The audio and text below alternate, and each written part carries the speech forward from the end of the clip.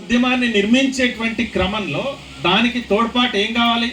తోడ్పాటు కాదు, ఒక గ్రౌండ్ని ప్రిపేర్ చేయగలిగినటువంటి కెపాసిటీ కళకుంది. ప్రజల్లోనే ఉండే కళలు. ఆ కళల్ని మనము ప్రజల్లో ఉండేటువంటి కళల్ని ఆకలింపు చేసుకొని వాళ్ళని చైతన్యవంతం చేసి ఇటువైపు మళ్లించాల్సినటువంటి బాధ్యత మన మీద ఉంది. దానికి చేయాల్సినటువంటి పని సమయస్ఫూర్తి కావాలి. మనకు కళాకారులకు కావాల్సినటువంటిది మొదటిది సమయస్ఫూర్తి. అక్కడ ఎవరున్నారు మన ముందు? ఇప్పుడు నేను వచ్చినప్పుడు అన్నట్టు ఇక్కడ ఆశాలు ఉన్నారనుకోండి, మీరు అంగన్వాడీలు ఉన్నారని అనుకోండి, గ్రామ పంచాయతీ కార్మికులు ఉన్నారని అనుకోండి. ఇప్పుడు మీరు వెళ్ళి అక్కడ ఆశాలు అంగన్వాడీలు ఉన్నప్పుడు రైతుల పాట పాడినారు అనుకోండి, వాళ్ళకేమి ఆకట్టుకోదు, వాళ్ళని ఉత్సాహపరచదు.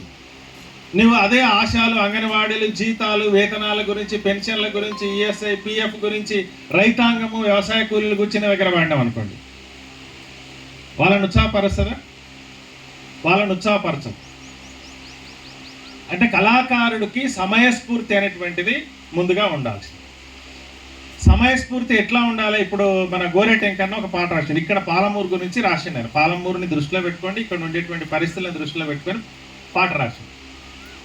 ఏం పాట?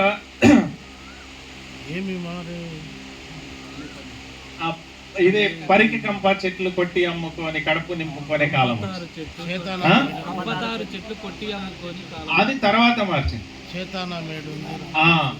సేదాన మేడుందిరా నా పల్లెల్ల సేలర్ని బీలాయరా, పరికి కంప చెట్లు కొట్టి అమ్ముకొని కడుపు నింపుకునే కాలం వచ్చింది.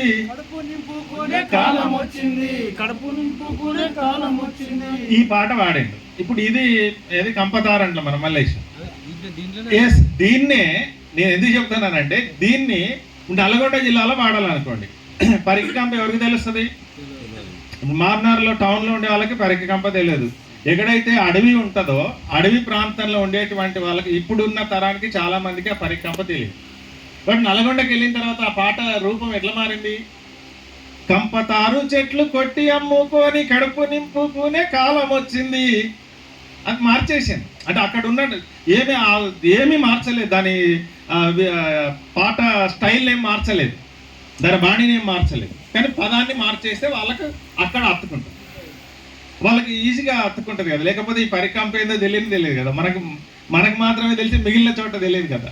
బట్ అది ఒక సమయస్ఫూర్తి అనేటువంటిది మనకుండా.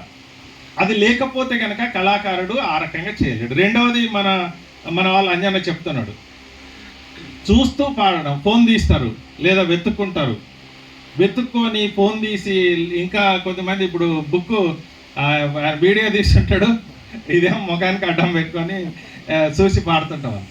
అంటే ఎట్లా ఉండాలంటే, నేను గతంలో విద్యార్థి సంఘంలో ఉన్నప్పుడు ఒక అమ్మాయి అండి సృజన అని, ఇట్లా స్టేజ్ మీదకి వస్తుంటే ఇట్లా వస్తూ పాట పాడుతూ ఇట్లా వచ్చేస్తారు అనమాట. అవలీలకు మైకు డోలకు సర్దుకునుడు ఏం లేదు, ఇట్లా వచ్చేస్తే ఇట్లా అవలీలగా పాడుకుంటూ పోగలరు.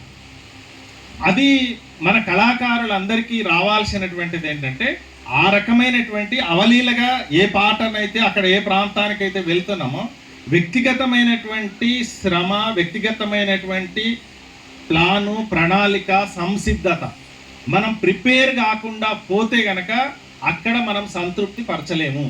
మనం ఏ ప్రోగ్రామ్కి వెళ్తాము, ఇప్పుడు ఎంకన్నా సక్సెస్ ఊకనే రాలేదు, ఒక రోజులో రాలేదు.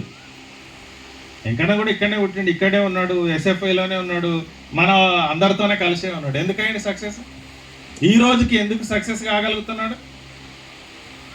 ఎక్కడైతే ప్రజల బాణీలు ఉన్నాయో ఆ బాణీలు వెళ్ళి పట్టుకుంటున్నాం. మన అలయలు ఉండే పాటలన్నీ అందులో వ్యక్తమవుతున్నాయి.